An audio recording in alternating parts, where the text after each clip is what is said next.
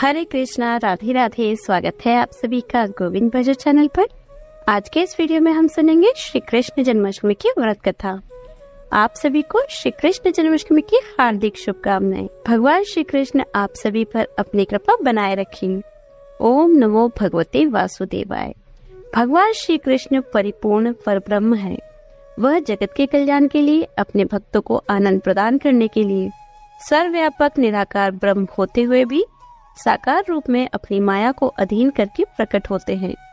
वह केवल धर्म की स्थापना करने और संसार का उद्धार करने के लिए ही अपनी योग्य माया से सगुण रूप होकर प्रकट होते हैं। उनके जन्म एवं कर्म दिव्य है। जो इसे जान लेता है, ऐसे भक्तों का पुनर्जन्म नहीं होता। जो व्यक्ति जन्माष्टमी के व्रत को करता है, वह ऐश्वर्य और मुक्ति को प्राप्त करता है। आयु, कीर्ति, यश, लाभ, पुत्र व पौत्र को प्राप्त कर इसी जन्म में सभी प्रकार के सुखों को भोग कर अंत में मोक्ष को प्राप्त करता है। जो मनुष्य भक्ति भाव से श्री कृष्ण की कथा को सुनते हैं, उनके समस्त पाप नष्ट हो जाते हैं। वे उत्तम गति को प्राप्त होते हैं।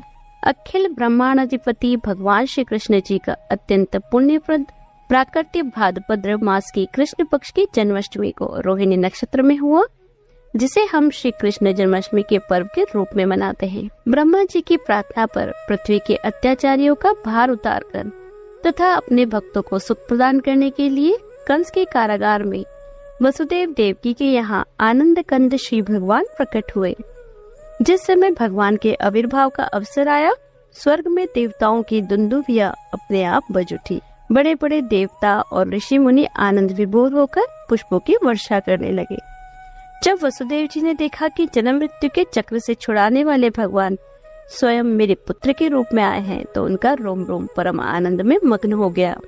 वह हाथ जोड़कर बोले, प्रभु आप सर्वशक्तिमान और सबके स्वामी हैं। इस संसार की रक्षा के लिए ही आपने मेरे घर अवतार लिया है। देवकी भी कंस के भय से भगवान से प्रार्थना करते हुए बोली, हे विश्वात्मन, आपका यह रूप अलौकिक है। आप शंख, चक्र, गदा और कमल की शोभा से युक्त अपना यह चतुर्भुज रूप छिपा लीजिए। तब श्री भगवान ने कहा, देवी, जब आपका पहला जन्म हुआ था, तब आपका नाम कृष्ण और ये वसुदेव सुतपा नाम के प्रजापति थे। आप दोनों ने कठोर तपस्या, श्रद्धा और प्रेम में भक्ति से अपने हृदय में नित्य निरंतर मेरी भावना की थी। तब आप दोनों ने मेरे जैसा पुत्र मांगा था। सर्वशक्तिमान संसार रूपी वृक्ष को उत्पत्ति के एकमात्र आधार, चराचर जगत के कल्याण के लिए निराकार स्वरूप होते हुए भी भक्ति तथा प्रेम वश साकार रूप धारण करने वाले श्री हरि भगवान ने भगवान श्री कृष्ण के बाल रूप में बहुत सुंदर और मधुर लीलाएं की। इन लीलाओं का इतना प्रभाव है कि इनके श्रवण अथवा पठन से अंतःकरण अतिशीघ्र शुद्ध हो जाता है। भगवान अपनी बाल लीला में कंस द्वारा भेजे गए राक्षसों पूतना, तृणावर्त, बकासुर और अगासुर का नाश कर उन्हें मुक्ति प्रदान की। वह कंस का वध कर मथुरा नगरी को भय मुक्त किया। अगासुर जैसे राक्षसों को मोक्ष प्राप्त हुआ देखकर ब्रह्मा जी को अत्यंत आश्चर्य हुआ। तब उन्होंने बाल कृष्ण भगवान की परीक्षा लेने के लिए ग्वालपाल और बछड़ों को चुरा लिया।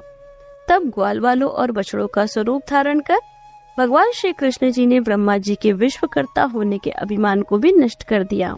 तब ब्रह्मा जी ने श्री कृष्ण की स्तुति करते हुए कहा, आपकी महिमा का ज्ञान तो बड़ा कठिन है। आप अनंत आदि पुरुष परमात्मा हैं और मेरे जैसे बड़े बड़े मायावी भी आपकी माया के चक्र में हैं। इस मायाकृत मोह के घने अंधकार से मैं भ्रमित था।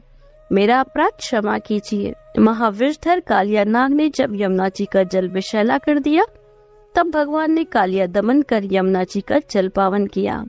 गोविंद भगवान ने इंद्र की पूजा बंद करवाकर गोवर्धन पर्वत की पूजा प्रारंभ करवाई, तो क्रोध एवं अहंकार वश इंद्र ने ब्रज पर मूसलाधार वर्षा करवाई।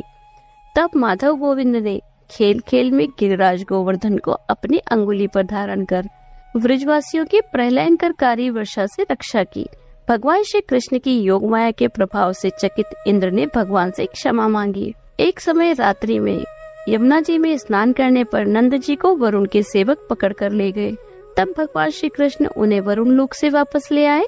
इसी प्रकार अपने गुरु सांदीपनी जी के आश्रम में शिक्षा पूर्ण करने के पश्चात दक्षिणा स्वरूप उनके मृत पुत्र को यमलोक से वापस लाकर उन्होंने गुरु को गुरु दक्षिणा दी। पांडवों ने भी जब राजसूय यज्ञ का आयोजन किया तब भगवान श्री कृष्ण की आज्ञा से पांडवों के माध्यम से जरासंध की कैद से सहस्त्र राजाओं को मुक्त करवाया। महाभारत के युद्ध में कर्तव्य मार्ग से विमुख हुए अर्जुन को भगवान श्री कृष्ण ने समस्त वेदों उपनिषदों से सारगर्भित ज्ञान को श्रीमद् भगवत गीता के रूप में प्रदान किया और अर्जुन को अपने विश्व रूप परमात्मा के रूप में दर्शन कराए।